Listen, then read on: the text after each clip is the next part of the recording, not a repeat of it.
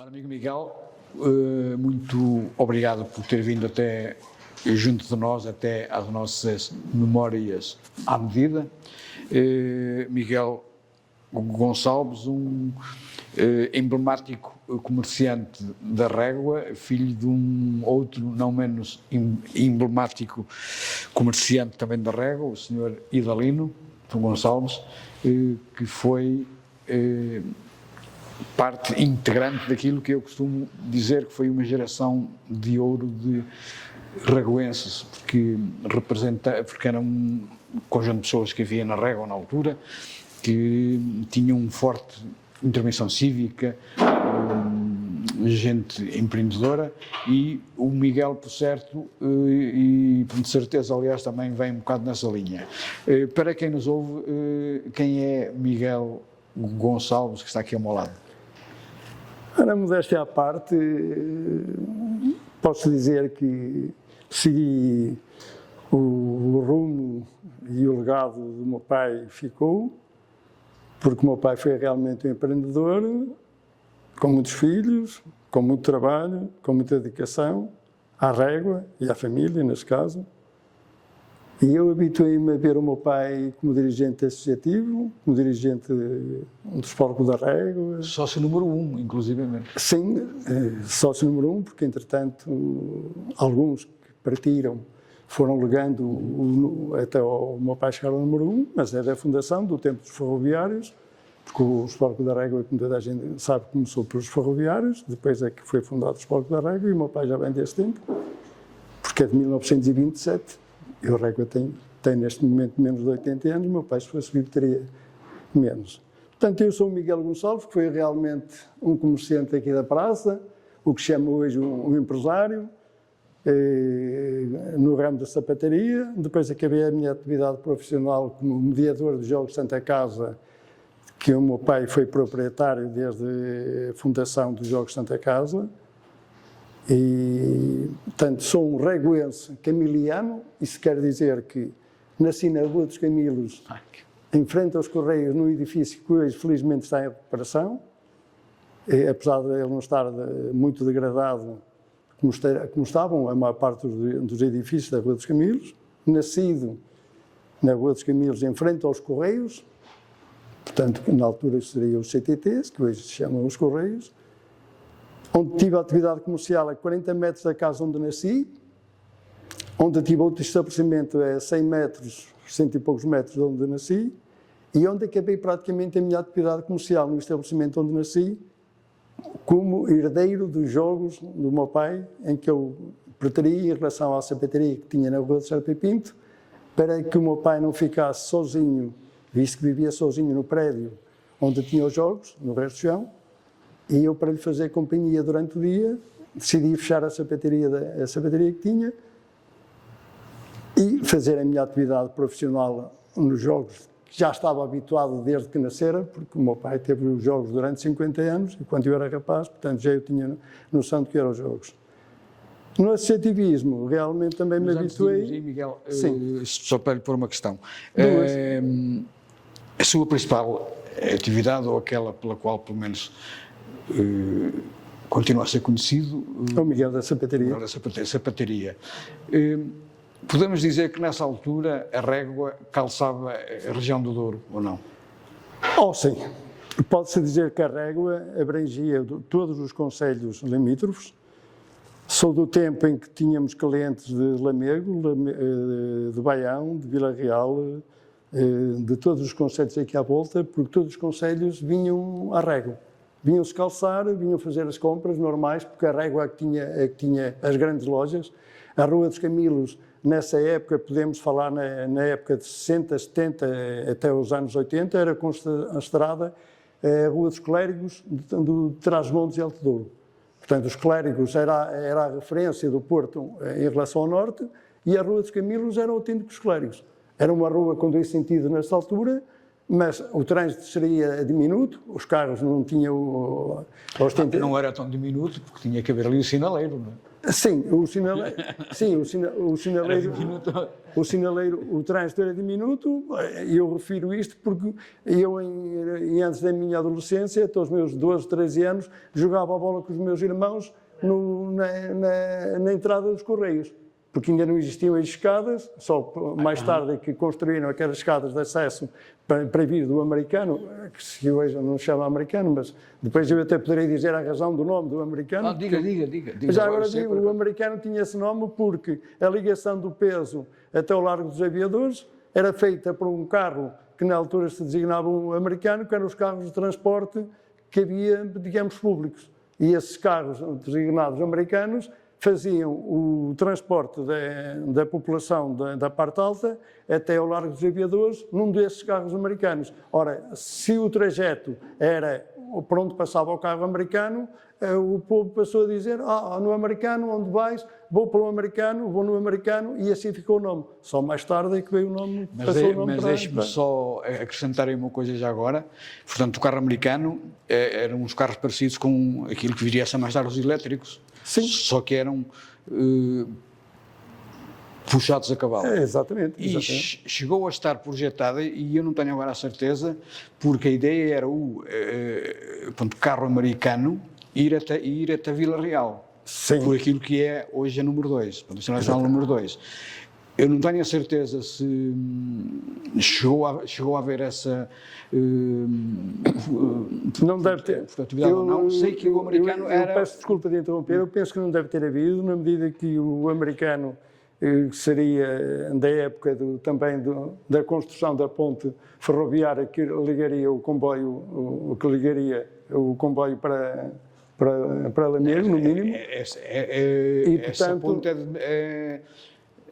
começou a ser construída em 1927. Acho que o americano é anterior a isso. O americano poderia ser da época mais cedo, mas havia muitos projetos na altura que é como hoje. Claro. Vão para o papel e depois, para passarem do papel à prática, quando chega à conclusão que são deficitários ou que não justifica, porque era muito de longo a viagem, entretanto, houve a evolução dos carros, neste caso dos autocarros, e passou a ser muito mais barato, muito mais rápido, passaria a ser muito mais rápido e muito mais barato para ir de Lamego para Régua no autocarro do que fazer a viagem de comboio. E eu conheço o trilho do caminho de ferro porque eu fiz a pé quando andava a estar em Lamego, algumas das vezes, por brincadeira, que é mesmo assim, fiz o trajeto do caminho de ferro. E como, inclusivamente, como caminheiro, fizemos o trajeto, passando a Ponte Barosa, que é a célebre ponte em curva, sim. Que já agora, para quem nos ouve, poderá saber que aquele trajeto teve utilidade, porque na cheia de 64, a Ponte de Barosa ficou interrompida ao trânsito, devido à altura porque houve algumas fissuras e a ponte não ficou com segurança suficiente para a passagem do autocarro, e nós, os estudantes, porque o trânsito na altura depois diminuiu ainda mais, nós estudantes íamos do autocarro e passávamos pela ponte da Central e saímos depois mais à frente, no trajeto que dava para a Estrada Nacional, porque, portanto, eu sou dos poucos da minha geração que sabem que aquele trajeto da linha teve utilidade. Teve utilidade porque foi a alternativa para o autocarro. Inclusivamente havia 2 espaços ou 3 espaços neste trajeto que foram feitos propositadamente para se pudesse fazer a circulação e o cruzamento de alguma viatura que viesse entretanto, porque ao longe viam-se as viaturas e o autocarro ou a viatura que estivesse mais perto desse local parava para que entretanto outro passasse. Portanto, não havia semáforos na altura, se calhar.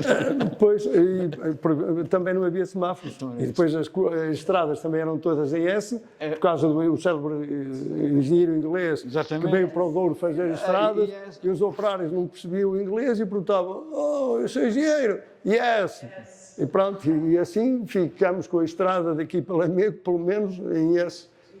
Portanto, o Miguel fez parte daqueles raguenses que até dada altura iam, depois do antigo 5º ano, tinham que ir estudar em Lamego, não é? Ora bem, eu nem foi bem assim. Nós, na altura, na Régua, tínhamos como oferta a escola técnica e tínhamos o colégio do Sr. José Bernardo e esposa. Na parte alta, lá em cima, porque está agora em ruínas, só tem lá uma parte que está dedicada aos bombos de 14 de agosto, ainda nas suas traseiras, mas que está em ruínas. E o meu pai, pronto, devido ao que já referimos, à vontade que tinha que os filhos tirassem cursos superiores ou que pudessem estudar, decidiu logo na altura fazer o sacrifício de nos pôr a estudar em Lamego.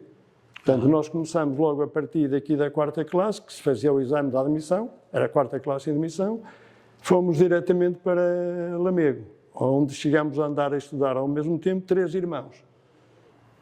O meu pai era um industrial de barbearia, era um barbeiro, apesar de patrão, era um industrial, mas tinha o jogo como um apêndice que financeiramente dava algum sustento à casa e deu para fazer o sacrifício de andarmos 3 a estudar ao mesmo tempo em Lamego, que só em transportes e alimentação seria hoje quase insuportável para qualquer casal que tivesse 3 filhos, quando mais nós que éramos 5. Claro.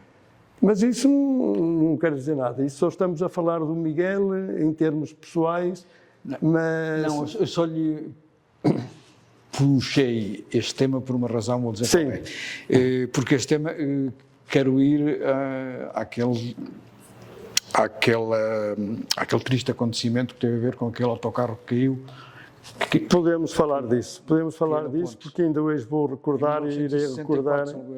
Em 64, 1 de maio de 64. Não era feriado porque foi antes do 25 de Abril e o 1º de maio só se comemorou a partir do 25 de Abril. Eu tinha vindo no autocarro de 1 hora para baixo. Eu estava nas aulas de apoio aqui em frente, na casa do Sr. Comandante Cardoso, na Dona Candidinha, que me deu aulas de apoio no 2º ano. E lembro perfeitamente que na altura a senhora tinha telefone, porque o Sr. Comandante teria que ter telefone para estar contactável, que é mesmo assim. Seria dos poucos na altura que teria telefone, como algumas casas comerciais teriam. Eu lembro da Dona Candidinha ter atendido o telefone, e era dos bombeiros, e ter dito: olha, Miguel, caiu a carreira da ponte, desculpando a expressão, abaixo. Porque é assim que ainda dizemos, é um pleonasmo, mas olha, a carreira caiu da ponte abaixo. Eu lembro-me de conhecer bem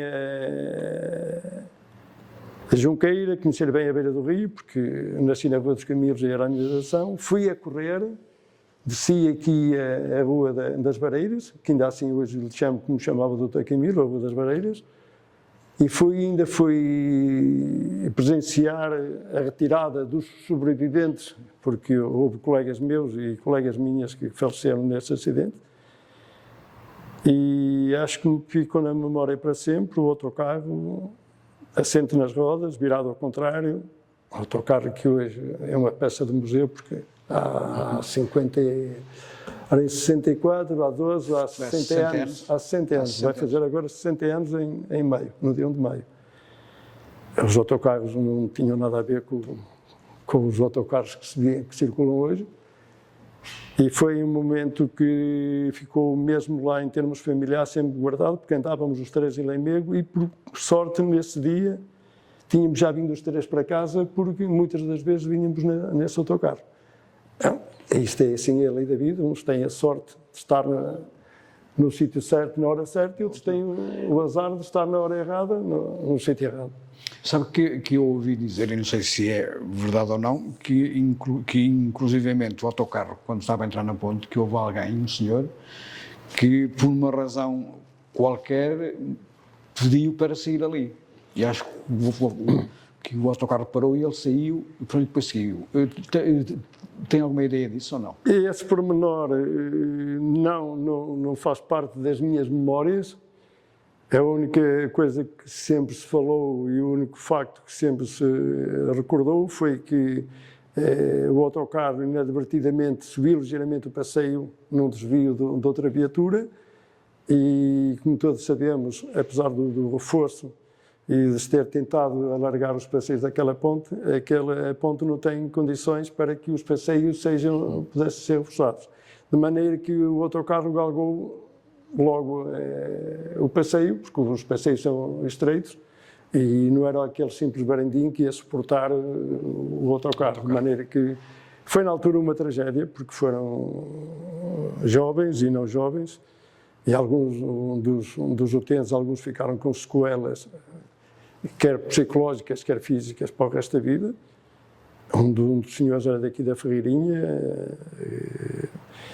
e muitos dos passageiros, e o autocarro, felizmente, trazia relativamente poucos passageiros àquela hora, mas é um marco que ficou assinalado com o nicho que está lá à entrada da ponte, e para onde eu passo praticamente todos os dias, e todos os dias me vem a ideia que cada um tem a sua hora. Infelizmente, os colegas que vinham lá tiveram aquele dia fatídico, e todos nós recordamos hoje com tristeza 2 manas dos Carvalhos que estão em Godinho, onde eu vou a Godinho regularmente ainda, porque sei onde estão, e visitá-las, escutar lá a foto delas, e outros colegas que foram. Mas isso faz parte aqui. Faz parte. Mas indo agora para coisas mais... Sim, podemos ir para qualquer lado, qualquer lugar. Para conversar, estamos cá. Confesso que vou para onde você quiser. Atenção. Eu a conversar também me alongo e até me esqueço que estou a conversar com alguém e não deixo usar a palavra. Não, porque eu achei interessante essa sua referência há bocado de que chegou a jogar a bola na Rua dos Camilos. Sim.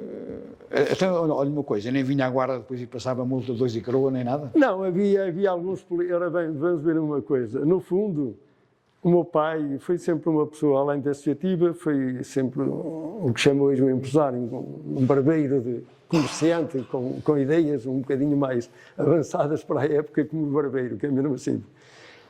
E talvez nós tivéssemos um bocadinho de condescendência da parte dos agentes policiais, que passavam, ó Cidalino, olha o Miguelzinho.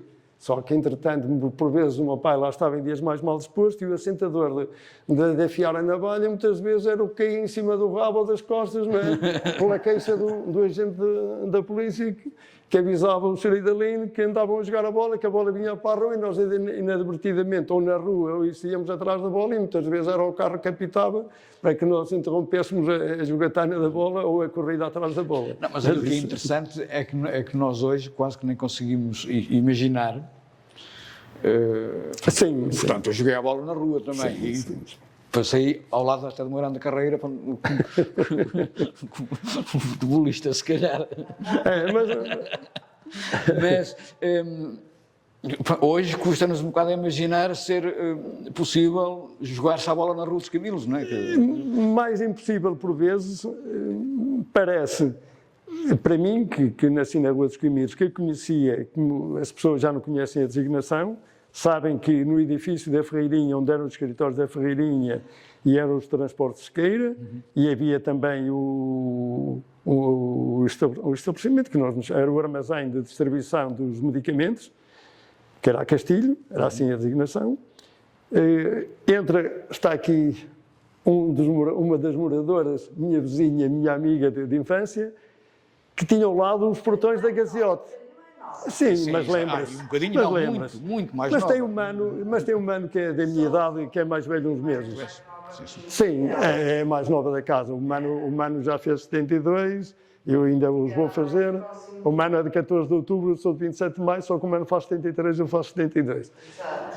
E tinha ao lado um portão que era os da Gaseote, por onde entravam e saíam as caminhonetas Bedford, não é? As caminhonetas que hoje estão a ser utilizadas novamente como referências turísticas nas vindimas, que a direção assistida era feita pelo ajudante do condutor, que com as mãos e à força dos braços e dos pés rodava os pneus para a direção da saída do coisa. E eu posso dizer que um dia qualquer estava no estabelecimento, porque já o estabelecimento estava a ser explorado pelo meu pai, e a direção assistida falhou, e inclusivamente a montra dos sapatos, o vidro, caiu, partiu, e não estava ninguém à porta, os vidros não fizeram nada, mas teve que depois ser reconstruída a montra, porque a direção assistida da vez de fora, ou seja, enquanto o condutor virou mais um bocadinho ou menos um bocadinho e foi projetar-se porque a saída era mesmo em frente ao estabelecimento. Era inacreditável. Eu hoje passo lá e vejo os portões, porque os portões estão lá. Acho que já não tem lá o símbolo já não tem, porque entretanto aquilo foi vendido. Tinha lá o símbolo da bandeira inglesa, e que era o que nós chamávamos de HSJ, que era... Estamos a falar naquele edifício que tem azulejos azuis, encostado aos azulejos, aos azulejos de uma das ruas, são muito dos bonitos, edifícios mais emblemáticos que seriam da nossa rua, que seriam os escritórios da Freirinha, que depois se foram degradando, da Freirinha e não só, que eu já referi os outros estabelecimentos. E naquela rua, 2 sentidos era normal, inclusive tinha árvores até na Vasco do Osório, e depois passou a ter estacionamento em um sentido. E havia o mercado no início da rua Vasco do Osório, não é? Havia o mercado no anexo à Capela do Cruzeiro, e a Capela do Cruzeiro pertence à Santa Casa, que foi construída depois. Sim. Foi construído depois, para quem conhece um pouco da história da Régua, e era lá o mercado. E lembro perfeitamente de ir lá ao mercado, em miúdo, e depois ficou desativado, e porque, entretanto, depois foi construído o mercado municipal no tempo do Dr. Rui Machado, na célebre visita da primeira visita presidencial à Régua do Américo Tomás, isto em 65, que era... 65? Se não estou a erro, 65. Sim, 65. E eu ia dizer 66, mas não, foi no mandato do Dr. Rui Machado, em 65 foi a inauguração do mercado municipal. Do mercado municipal, da construção ou reconstrução, digamos, da Alameda, porque Que antes era em cima na Alameda, o mercado também. Houve também lá o mercado. Também foram lá que começaram as célebres festas do Escorro, começaram com as atividades de feiras agrícolas lá, e chegou lá a ser também a feira. Sim. Isso não é isso contado pelos meus pais. E, entretanto, o mercado municipal foi inaugurado no mesmo dia em que foi inaugurado o bairro Carlos Gulbenkian. Pois, o bairro Carlos Gulbenkian, que eu vi uma referência sua que há dias... Foi inaugurado, acho que foi em maio de 65, juntamente com o mercado municipal e juntamente com a Alameda, porque quando eu andava a estudar na escola primária do saudoso professor Teófilo e outros mais, nós não circulávamos pela Alameda porque aquilo era terra batida e normalmente aquilo era um charco de inverno e era um lamaçal. Nós tínhamos que subir a Serpa Pinto e ir pelos bombeiros, descer dos bombeiros para ir para a escola. Só mais tarde é que depois a partir de 65, principalmente, é que a Alameda foi recuperada e depois teve várias modificações, várias requalificações e hoje é um espaço nobre da cidade. Contra vozes contrárias em relação ao DIR, penso que está no local exato, no sítio certo, apesar de toda a gente gostar da Alameda. A Alameda, desde que a Régua se virou para o Rio, a Alameda deixou de ter visitantes, deixou de ser um miradouro, porque inclusivamente foram construídos todos os mamarrachos, assim que se chamam, a todos estes prédios que estão aqui na zona ribeirinha, a tapar as vistas da Régua, porque só se via a curva do Salgueiral, mas primeiro era realmente o mirador natural que nós tínhamos com mais relevância, e eu fui dos que fui o estudante da Alameda. Isto parece mentira, falar que em 1968, 67, 68, os estudantes levantavam-se de madrugada para ir para a Alameda estudar, porque para decorar andávamos para cá e para lá, a estudar em voz alta, porque era a maneira de alguns. A minha maneira de fixar era ler em voz alta e repetir. E de maneira que era o encontro também dos rapazes e das raparigas daqui da escola, porque no liceu andávamos poucos. Nós, quando começamos a ir estudar para Lamego, um autocarro levávamos 10 alunos, e ao fim, quando eu andava no 3º ou 4º ano, que nós chamávamos antigamente, que se chama hoje 7º ou 8º ano, é que o autocarro já ia cheio, porque de início éramos meia dúzia de alunos, porque na época não era fácil tirar uma licenciatura. Ainda mais difícil era ir estudar para Lamego, visto que havia o colégio aqui na Régua, e no 5º ano, na altura, já era uma habilitação literária muito boa. São acima disso, são os licenciados. Quem fosse estudar para o 7º ano era para tirar uma licenciatura, porque tirar o 5º ou tirar o 7º era a mesma coisa. Portanto, nem se falava na questão do serviço militar ser oficial ou miliciano ou isso, não interessava. Pronto. Falando em Alameda, sim, podemos também já agora ir ao lado da Alameda ao cinema. Sim. Quer dizer, hoje não podemos ir, porque por acaso hoje tenho um compromisso já, hoje não dá. Mas também podemos ir ao cinema, não é? Portanto, ali ao lado. Hoje vamos ao cinema ao ir. Eu tenho frequentado... Não, eu dizia primeiro o outro. Primeiro vou dizer uma coisa. Se há lembranças, qualquer regoense, qualquer amante, e a expressão é mesmo amante do cinema, gostava de assistir, era às cenas dos filmes de cowboys, porque as cadeiras da plateia eram as cadeiras de tampo de madeira, que quando haviam umas morraças bem assentes do artista principal, que nunca morria, não é? Porque o artista nunca morria, dava uns tiros, levava uns socos, mas o artista tinha que chegar ao fim e ser o herói. E aqueles tampos das cadeiras da plateia batiam, era bater no piso porque era de madeira, o piso de madeira também, e era bater com os calcanhares e com os pés no chão, dá-lhe mais um, anda lá, dá-lhe um tiro. Portanto, este cinema, e depois tinha a parte de cima, onde um saudoso funcionário, que foi atleta de Polco da Régua, falecido há pouco tempo, já no tempo da pandemia, com a designação de Robuçal, nome que lhe ficou para o resto da vida, que ele não levava a mal, pelo contrário, porque era assim que toda a gente o conhecia, no balcão, onde tinham acesso as pessoas com mais poder financeiro, pronto, que eu não chamo elites, porque na sociedade não há elites. Cada um é como é, cada um tem as facilidades, só quem não as aproveita é que se pode dizer que é, digamos, da elite mais fraca, porque por vezes não aproveita as oportunidades. E eu ia muitas vezes ao cinema e entrava gratuitamente, porque quer o contínuo, quer o porteiro eram clientes da breveria do meu pai. Desculpa lá, e havia cinema às quartas, sextas, sábados e domingos, não é? Eu só me lembro das quartas, sábados e domingos. No bar do cinema trabalhava um funcionário do meu pai, que era engraxador e o vendedor de sorteios, onde eu ia também tomar qualquer coisa. E ele não pagava bilhete, não é? E eu, muitas das vezes, o Sermino que estava na porta, muitas vezes dizia, minha senhora, estava pouca gente, geralmente quando estava pouca gente, quando estava muita gente, depois podia haver, minha senhora, entra. Portanto, eu teria os meus 12, 13, 14 anos, não é? Lá, às vezes, eu já entrava nos filmes dos 17 ou dos 16, porque era conhecido...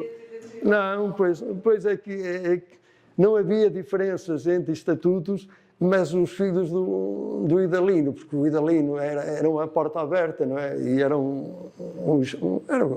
também era um espaço em que, desculpem que eu falo estas recordações, antigamente, para se saber as novidades, não se fazia tertúlia de conversas. Ia-se à padaria, desculpem-me as padarias, ia-se ao barbeiro e ao cabeleireiro. Agora, não sei se será assim, penso que não, mas no meu pai...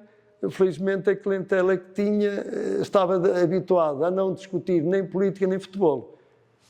Mesmo antigamente, não se discutindo política, havia sempre já os do contra. Claro. E eu lembro-me perfeitamente de estar a falar em política, de ouvir o Humberto Delgado, eu tinha 6 anos, foi a primeira vez que eu vi uma Mauser, que vi um GNR equipado com capacetes e de espingarda, que eu depois vim a saber o nome, não é? Portanto, isto foi em 58, a campanha do Humberto Delgado foi em 58, 59, teria eu na altura nasci em 52, e lembro do meu pai, o meu irmão começou a atividade escolar na Casa da Criança até ao 3º ano, porque a Casa da Criança tinha primeira, segunda e terceira classe, e depois a 4ª classe já tínhamos que mudar para a escola onde é hoje a Universidade Sénior. Foi ali a escola da minha geração. que a escola da geração do meu pai, por coincidência, era aqui na Rua das Barreiras, aqui ao fundo, que foi o quartel da GNR e foi a escola do meu pai. Sim, sim, sim. Porque a escola do meu pai ficava aqui ao fundo da Rua Marquês de Pombal. Mas indo ao cinema, nessa época, e até um bocado mais tarde, ir ao cinema era um ato social. As pessoas vestiam a roupa melhorzinha para ir ao cinema. Até. Ora bem, isso poderíamos dizer que era aos domingos, talvez da parte da tarde, porque à noite Pronto, era mais era as coboiadas e era a rapaziada da coboiada, era a rapaziada da noite. Porque já Mas ao domingo à tarde era mais uma coisa de cerimónia, sim, não é? Sim, ao domingo à tarde ir ao cinema, eu tenho as memórias bem vivas de ver os casais de namorados, os rapazes, as raparigas daqui das imediações, virem no comboio ou virem na carreira, à régua, para vir ao cinema, para ver as montras na Rua dos Camilos, porque era obrigatório vir à régua fazer compras, mas também era um dos passatempos da régua, era ver as montras. Sim, sim. Porque a Rua dos Camilos era porta assim, um estabelecimento comercial e na altura havia, da parte dos comerciantes, bastante gosto na execução das montras, ao fim de semana expor os artigos, fosse pronto a vestir, fosse sapato, fosse outros artigos, deixar tudo para que aos sábados da tarde, mas mais aos domingos, principalmente aos domingos da tarde, o corrupio que havia na Rua dos Camilos, por isso é que eu designei um bocado a Santa Catarina e que era assim conhecida, era um rodopio de gente para cá e para lá a ver as montras. A ver as montras, a ver o que havia, a oferta que havia, e não era só daqui da régua, eram dos concelhos à volta da régua. Como comerciante da altura, diria que era possível vocês comerciantes terem a noção de tomarem o pulso da região, isto é, percebiam-se de se as pessoas tinham mais aflições monetárias ou não, se estavam melhores de vida ou não? Ora, eu fui comerciante desde a época, ainda esta semana havia uma publicação no Facebook de bilharias e antiguidades e usos e costumes antigos. Eu sou da geração do chamado livro do compra e vende. Eu sou da geração dos clientes lavradores e dos clientes que recebiam o dinheiro do vinho tratado de meio ano pela Casa de Ouro e religiosamente nesse dia iam pagar as contas de meio ano ou de um ano. Eu tinha clientes de ano em ano e clientes de meio ano. Portanto, havia fiado. Havia fiado, havia uma classe que eu considerei sempre uma classe de poucos rendimentos e uma classe média que compravam com alguma dificuldade em quase todas as lojas da régua através desse chamado, que hoje chama crédito, que nós chamávamos os fiados, e que cumpriam religiosamente. As pessoas da régua não só, não é? Conforme estávamos a dizer há pouco. Mas o crédito, que nós consideramos hoje crédito, o fiado era mais para os residentes, que eram os que conheciam melhor os estabelecimentos e que nós conhecíamos melhor. E na altura eram tudo famílias numerosas, não é? Não é hoje, felizmente, neste caso infelizmente, a média por casal é de 1,5 filho e há 70 anos ou 60 anos a média era de 5 filhos, 4, 5 filhos, sim, sim. Para não falar de mais numerosos. E havia muita gente, e houve muita gente que passou dificuldades, que cumpriu com o pagamento, e havia muita gente, porque vamos ver, nós em 1960, 70 tínhamos 23, 24 mil habitantes nos censos dessa época. Na década de 70 tivemos centenas de trabalhadores da barragem, que nós chamávamos barragistas, que tinham um poder de compra acima da média. Tanto é que quando entravam nos estabelecimentos nós tentávamos sempre vender do melhor que tínhamos, porque eles oferiam bons salários. Nessa altura? Nessa altura notou-se o impacto que a régua foi aí que se desenvolveu, porque a régua, tal como o resto do país, quando entrávamos em crise, o Douro passava por crises cíclicas. O Douro sempre passou por crises cíclicas. Desde o tempo da filoxera, do tempo que nos valeu foi a Ferreirinha e mais o seu empreendedorismo, como se diz hoje, e nós sempre tivemos dificuldades porque de 15 em 15 anos, 10 em 10 anos, e vinha sempre um ano ou dois, e mesmo em termos agrícolas, Os trabalhadores agrícolas, que normalmente tinham dificuldades de inverno, porque os invernos eram rigorosos, super rigorosos. Não é? Hoje, felizmente, estamos a dizer que este inverno nem temos frio, nem temos chuva, e a chuva que há não era de antigamente. Claro. Eu sou do tempo em que não havia jogos de futebol ao domingo, porque chovia tanto, não acontecia, não vamos meter aqui o futebol, mas agora nos Açores não houve jogo de futebol, mas é costume não haver, porque nos Açores o mau tempo é o normal, e aquelas chuvas. Mas eu sou da geração em que os invernos eram rigorosos de chuva e de frio, e os trabalhadores agrícolas passavam semanas e semanas sem poder trabalhar. E essas famílias, que normalmente eram grandes, as famílias também não eram muitas, não eram muito dispersas. Eu digo isto porque no Peso há 2 famílias de ribeiros ou 3 famílias de ribeiros, mas a maior parte dos ribeiros são meus familiares. E por sua vez os familiares dos ribeiros, que seriam os Gonçalves, também seriam dessa altura, tinham dificuldades em ir trabalhar, e ao não ir trabalhar não tinham sustento, e o que lhes valia era realmente o crédito, como se diz hoje, que os estabelecimentos davam. Portanto, a Luzinha sabe perfeitamente que na casa com o pai era na mesma, não é?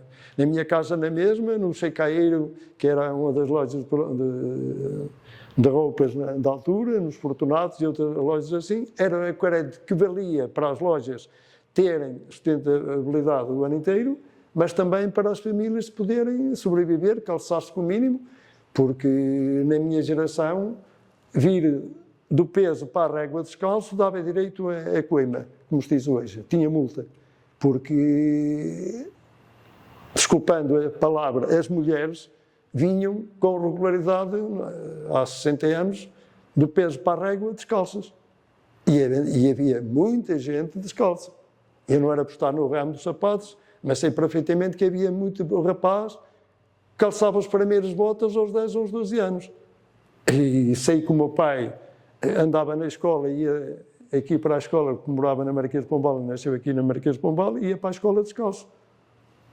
E se calhar as primeiras botas que teve, se calhar eram as do pai, por maiores que fossem, que eram as do meu avô, que é mesmo assim. E, portanto, o comércio cíclico, em termos de crise, vem do antigamente. Hoje fala-se em dificuldades de acesso ao crédito, mas as dificuldades são cíclicas. São cíclicas. E o cliente que vinha de fora, para derramar... Vinham à baixa. Desculpem a expressão, vinham à baixa. Para ir ao Porto tinha que sair de manhã e vir à noite. E hoje vai-se ao Porto de manhã às 9 e vem-se almoçar a casa. Mas antigamente não, só para fazer o Alto Quintela era preciso ter um bom meio de transporte, mas depois à vinda para cá para subir o Alto Quintela, eu sou da época em que fui com o Espólco da Régua, com o meu pai, fazer um jogo para os lados de Paredes, e depois à vinda para cá para subir o Alto Quintela, a carrinha, os jogadores tivemos que sair todos, e eu que ia com o meu pai, eu não era jogador, mas ia com o meu pai, era rapaz, e tivemos que empurrar a carrinha por ali para cima, porque aquilo era lama, não é? Hoje não havia as autoestradas, nem havia tantas estradas como há hoje, e tivemos que empurrar a carrinha até cá em cima, porque era terra batida, e com o inverno, e de inverno era muito difícil fazer o Alto Quintela, portanto. Mas aqui à volta, não, vir à Régua era, digamos, um prazer, e era o gosto de vir na altura, por vila que fôssemos, era uma grande vila, com um movimento comercial, e não só, que extravasava... E era na Régua que as pessoas se abasteciam também. E depois nós éramos o entreposto, não é, do vinho do Porto. Nós somos hoje a cidade internacional de vinho e do vinho, porque desde a fundação do Marquês de Pombal notou-se o comércio dos vinhos, e aqui a parte baixa começou a evoluir, porque a Régua começou no Peso. O Peso já tem centenas de anos, não é? Já é do tempo dos romanos. A Régua que não, é do tempo do Marquês de Pombal e das barricas de sardinha e do peixe que vinham nos revelos do bar até aqui. Mas, é como digo, e agora eu, sem querer, tive uma branca, e eu sou dos que digo que as brancas dão em qualquer idade, estávamos com o início da... Não, estávamos a falar na circunstância da régua ser o sítio onde Sim. as pessoas da região se abasteciam também, Sim. não é? As pessoas vinham, eu tenho memórias porque sabia, os clientes faziam questão de dizer: olha, venho do Baião, olha, venho do Marco, venho do Pinhão, venho do Armamar, venho de Sabrosa, venho de Vila Real. Porque, como desculpa, é capital, mas a cidade de Trás-os-Montes, que era uma vila, o centro comercial era a Régua.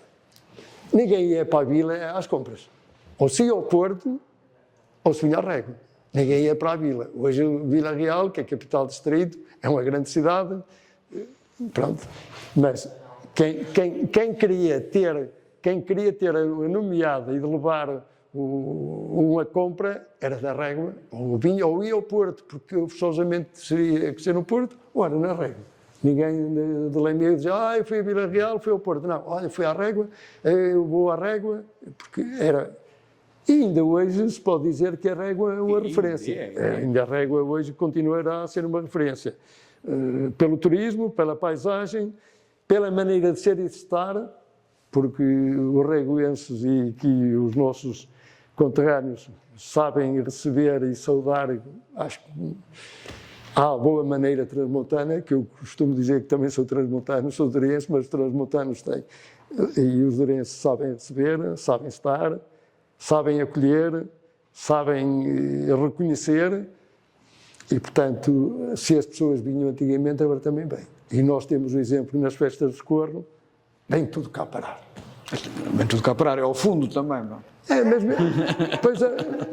Mas a verdade é que primeiro era ao fundo, era a descer, depois para ir para casa era a subir, também era um chatice, não é? Pois, não, mas, e eles vinham na mesma. Há uma coisa certa que é isto.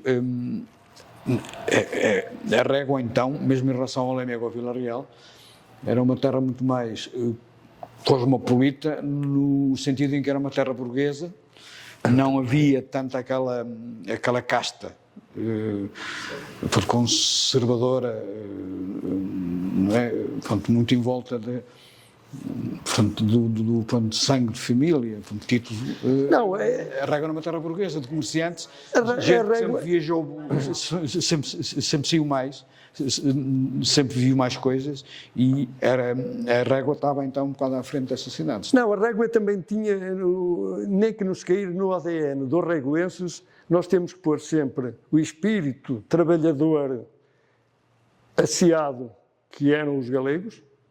Assim o descrevia João de Araújo Correia, e sempre o disse e sempre o descreveu, porque lembro-me, porque eu sou um tertuliano de há 2 anos esta parte de João de Araújo Correia, mas se me der um minuto gostaria de falar também dessa figura nobre da nossa literatura, o maior contista português, se calhar de sempre, pelo menos do século XX e do século XIX foi de certeza, do XXI poderá vir outro contista, mas não a escrever como o João de Araújo Correia, nem a contar, nem a saber contar histórias como o João de Araújo Correia. E posso dizer que realmente os reguenses tiveram sempre no sangue o aventureiro do bar, porque vir encosta acima, entrar no Porto, subir o Douro naqueles barcos em onde o rio não era navegável e tinha os rápidos que tinha. Vir puxado à corda, puxado a bois, puxado à corda, puxado à mão, empurrado pelo vento, quando o vento está de feição, porque o vento normalmente é ao contrário, que é mesmo assim. E para baixo eram as correntes do rio, porque havia muitos rápidos para levar. Nós, portanto, o espírito dos reguenses foi de galegos e de bareiros. Os galegos, que foram os trabalhadores agrícolas, que constituíam os patamares de Douro, os célebres patamares de Douro, e os bareiros do Ovar, que encostavam aqui no cais, que deram nome a esta rua que nos faz aqui vizinhança, uma rua dos bareiros, onde porta assim, era vendido o pão, era vendido o copo de vinho, que é mesmo assim, a sardinha de barrica e outros alimentos próprios da época. E daí, e dessa junção de vareiros que, entretanto, foram capitalizando. Eu lembro-me que o falecido saudoso Dr. Camilo referia que a avó, na rua daqui das Vareiras, tinha um estabelecimento de talho. Portanto, mesmo os nossos antepassados, né, que trabalharam e que formaram os filhos e tiveram condição financeira para formar os filhos, tinham as suas raízes, ao fim e ao cabo, desde a fundação da Real Companhia Velha, que vai há 250 anos, mais ou menos. Sim. Portanto, nós somos uma cidade relativamente nova dessa junção. E falando no Dr. Jean de Araújo Correia, eu devo, se calhar, este gosto pelo conversar, por tantas vezes ter lido e por tantos livros e reler João de Araújo Correia, e por ter uma memória que eu poderei tornar pública. Eu sou neto de lavadeira do Rio Corgo, a minha avó materna era lavadeira no Rio Corgo. A minha avó, quando eu comecei a aprender a escrever, visto que a minha avó não sabia ler nem escrever, o que se diz analfabeta, e nessa altura até era normal ser analfabeto, anormal era ter alguma formação académica, que é mesmo assim, ter a escola primária que fosse. O meu pai frequentou a escola primária até a terceira classe, que era com exame, mas fugia ao meu avô, porque morava aqui a 20 metros da escola, fugia ao meu avô e contava ao meu pai que o meu avô que lhe escondia a roupa para ele tomar conta dos irmãos, porque o meu irmão era o mais velho, o meu pai era o mais velho, e escondia a roupa para ele ficar em casa a tomar conta dos irmãos, enquanto a minha avó e o meu avô iam trabalhar. E o meu pai contava que uma vez até lhe roubou a gabardina, desculpando a expressão roubar, tirou a gabardina e lhe calçou umas botas que ele lá tinha, grandes, enormes, para ir para a escola, para aprender. Portanto, a aprendizagem antigamente não era obrigatório, pelo contrário. Sim. Ir para a escola que era o principal, era não ir, não era ir, era ir. E, portanto, João de Araújo Correia, a minha avó, quando eu comecei a aprender, visto que a minha avó morava na Rua de São João, eu sou, desculpando a expressão, devoto de São João, porque a minha avó morava a 10 metros da Capela de São João, e eu vinha com a minha avó à casa do Dr. João de Araújo Correia e à Dona Luzinha, é assim,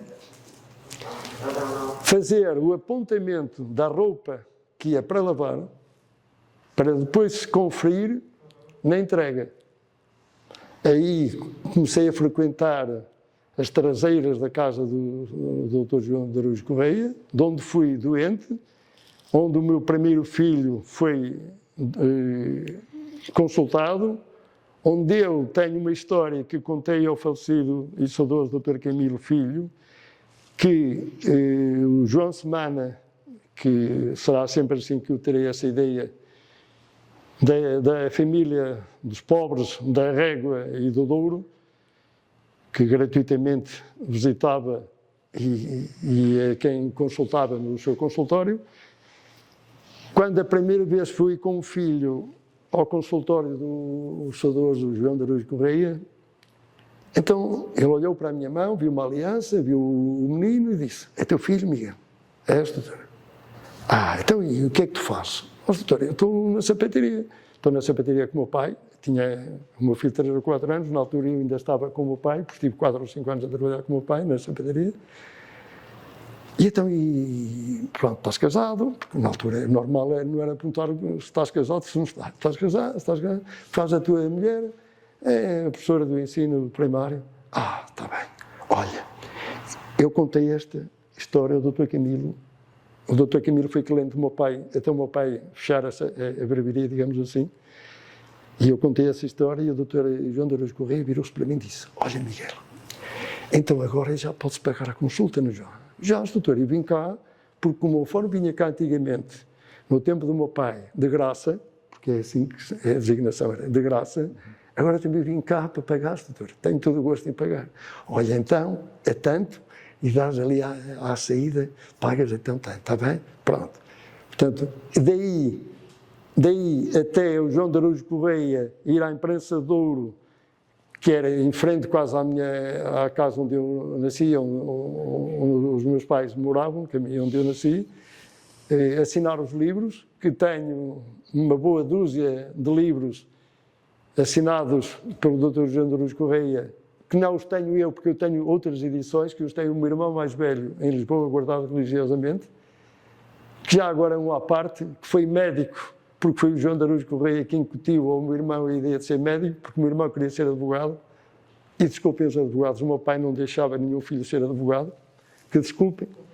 Entretanto, o Dr. João de Aruz Correia também, através do pai e do filho, neste caso o Dr. Químio João de Aruz Correia, incutiram ao meu irmão a ideia de ser médico, e o meu irmão, no dia em que tirou a licenciatura de médico, foi lá agradecer ao Dr. João de Aruz Correia a formação que tinha, porque devia a ele, visto que o meu pai disse: olha, advogado, não. Escolhe outra coisa qualquer. E o meu irmão disse: só se for médico, mas isso fica muito caro e são muitos anos. Pronto, paciência, é mais um sacrifício. E depois, o Dr. João de Aruz Correia tinha influenciado também o meu pai a dizer: pronto, se ele não quer ser advogado, veja lá se ele quer ser médico.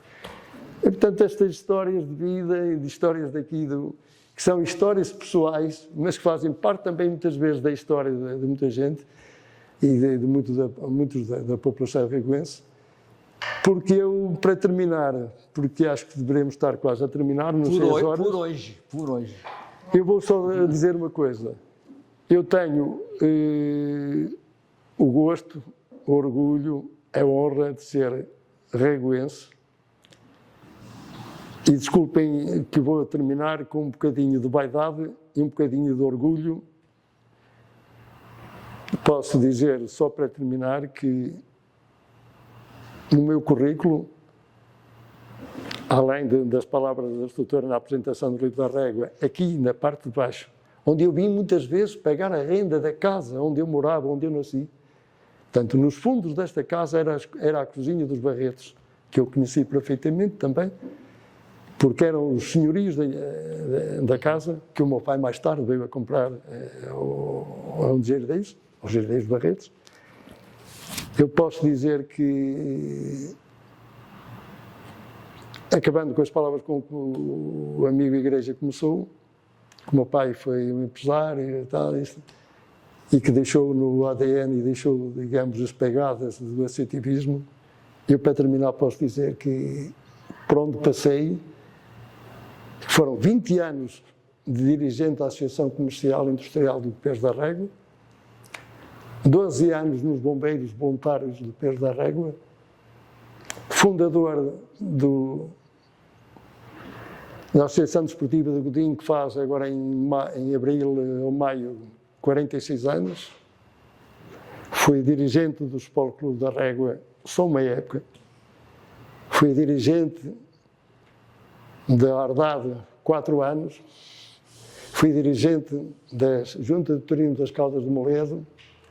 Portanto, só não fui dirigente de uma instituição, que eu chamo uma instituição, não chamo associação, que foi Caça e Pesca. Fiz parte de todas as instituições e associações desta terra, Bombeiros 12, 20 da Associação Comercial, do Porto da Régua, todas elas, porque quando nasci realmente com o coração cheio desta paisagem, desta beleza e deste Douro que nós abraçamos todos com muito carinho e que eu levarei sempre até o último dia da minha existência com uma paixão eterna pelos seus habitantes, pelas dezenas e dezenas de amigos que hoje não se considera amigo com facilidade uma pessoa, e eu digo que tenho dezenas e dezenas e dezenas de amigos, que me sinto bem na minha terra. Estou a morar há 3 anos a 10 minutos da Régua, mas que tenho dias que venho 3 vezes à Régua. E que faço 40, 50 quilómetros para vir, porque venho de manhã, venho à tarde e às vezes venho à tardinha. E o convite de uma da igreja, que não me disse para o que era, só me disse se eu estava disponível para vir aqui à biblioteca, porque era um desafio. Disse: que eu gosto de desafios. De futebol já não, porque já não pratico, já não tenho arcabouço para isso. Porque felizmente também fui atleta de futebol da Régua, quer nos júniores, quer depois nos veteranos, durante muitos anos, onde fui também responsável setor. E tenho o gosto de conhecer parte da história da régua, de vez em quando, porque não sou assíduo no Facebook, mas vou com alguma regularidade, publicar artigos sobre os antecedentes, os ascendentes, a história da régua, os escritores da régua, e sinceramente estou ao lado e sou fã daqui de Manuel Igreja, pelo que escreve, pelos sentimentos que transcreve nos seus livros e nas suas publicações, e sinto-me em casa, porque estou na régua. Estar na sala com muita gente ou pouca gente, os que estão aqui são os mais importantes, são os que me estão a ouvir diretamente. Mas eu, quando falo sinceramente para mim, pelo prazer de falar e de conversar e de pôr cá fora todos estes sentimentos e todas estas palavras que eu tenho vontade, e porque vou ouvindo também, sempre que tenho a oportunidade, né? Vou sempre ouvindo os outros que me ensinam sempre alguma coisa, que me dão sempre algo de novo, e hoje, sinceramente, vou daqui feliz como vinha, talvez ainda um bocadinho mais feliz, porque tudo a mim me dá um bocadinho de felicidade. Hoje de manhã acordei, o tempo não estava agradável para ir para a horta, achar e cavar, mas disse. E depois tive uma mensagem agradável da minha filha, que não está de fim de semana, disse: "Ó pai", mandou uma mensagem que essa aí deixou-me um bocadinho comovido. "Ó pai, desculpa, eu não estar aí, eu adorava estar na biblioteca." Eu disse: "Ó filha, tu já me ouves todos os dias?" "Não, pai, eu hoje gostava de te ouvir, porque eu gosto de te ouvir." Se gostaram de ouvir, eu acho que sim. Se eu falei muito, também gosto de falar. Se não conversei muito com o Manuel Igreja, foi porque ele me deu a possibilidade de eu falar. Se a Assembleia, a distinta Assembleia, não interviu, eu vi um sorriso em todos vocês, vi em mim também a satisfação. Sim, senhora. Pronto. Muito obrigado pelo convite. Muito obrigado nós. Em qualquer altura, por qualquer motivo, o Miguel está sempre presente, está sempre disponível, seja para o que for. Foram as memórias à medida de um regoense à maneira.